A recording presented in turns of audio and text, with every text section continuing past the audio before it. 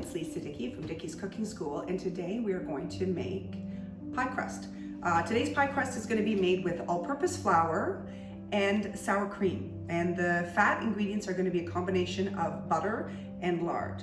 This is a really forgiving pie crust. It's tasty, flexible, and it's easy. The most critical thing about this pie crust is cold. Our butter and lard, 1/4 cup each, is cold just from the freezer. Cold sour cream, ice cold water, and we're going to use a grater because we don't want to overwork our dough. I'm going to show you how to do it. Okay, over here we have 1 1/4 cup of flour and 1/4 teaspoon of salt. I'm going to dump that in and just give it a little whisk. Okay, I'm going to plop a little bit of this flour and salt mixture into the bottom of my bowl. I'm going to grate some lard, flour, a little more grating,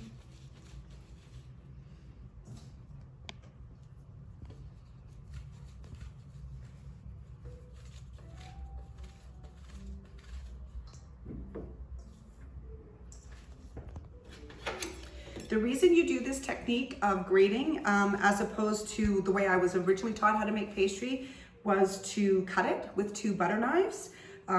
Like this sort of action in. I feel like you spend a lot of time breaking it down and cutting it, and this is just a faster way, especially if you use nice freezing cold fat. Okay, when you get to the bottom of that piece of butter or lard and it's too hard to grate, you can just break it up with your fingers, okay? There's no need to shred your fingers. Okay, now we're on to butter. Butter is a little bit harder than the lard, and so it makes it a little easier. When you use a grater, make sure you go into the inside. If you have something, one like this, where it's got a hollow center, and you want to get that extra bit of fat because you're going to need that to make your pastry. Okay, we've got our butter and flour mixed. Whoops. We're gonna give it a little toss. And then to that, we've got our sour cream, and we're going to add our vinegar, okay? You need all the vinegar. Vinegar actually has a really, plays a critical role in preventing the production of gluten. So we're not gonna get stretchy dough, we're gonna get flaky dough. Okay, so we're gonna throw that vinegar and sour cream mixture in. You wanna get all that wet ingredient in there, okay?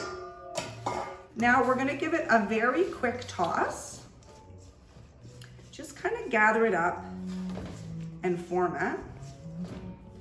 Get any extra fat, any oil, any liquid or moisture that's on your spatula, get it off because you need it, okay? Now, I'm gonna dump this onto my counter.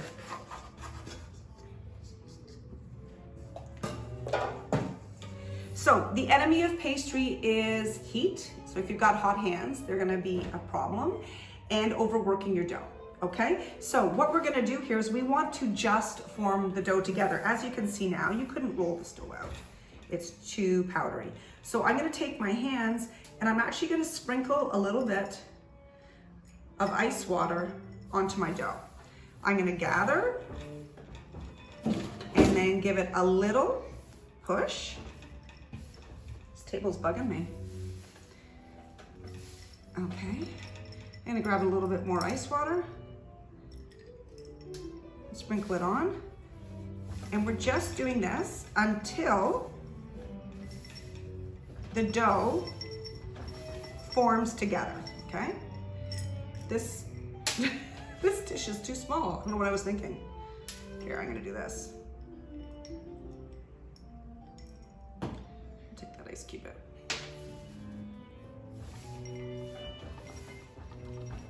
Okay, we are almost there. I'm gonna say one more splash.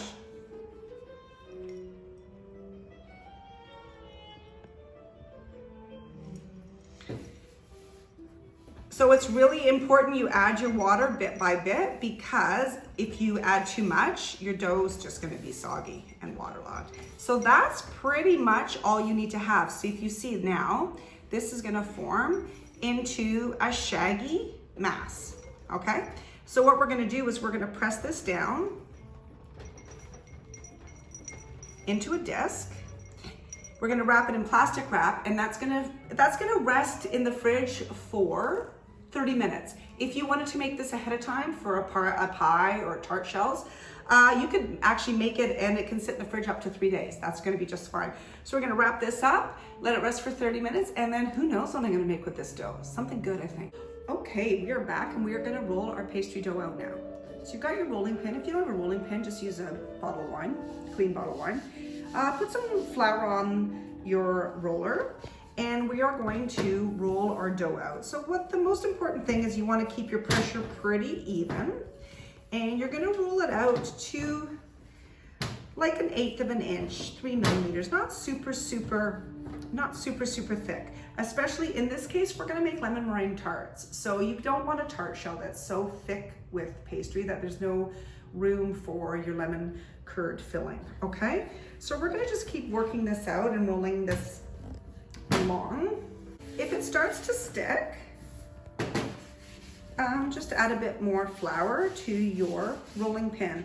If you were going to roll this out for a pie plate, I would encourage you to pick it up and move it every, I don't know, like give it a couple of rolls and then give it a 90-degree turn, only because you don't want it to be stuck while you're trying to lift up a whole big sheet. But because we're doing little muffin tins, it's going to be easier to cut them out.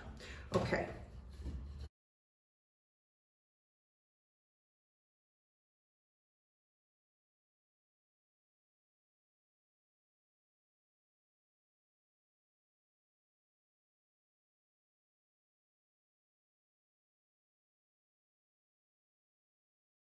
Okay, so if you didn't catch this, this was sprayed pretty heavily.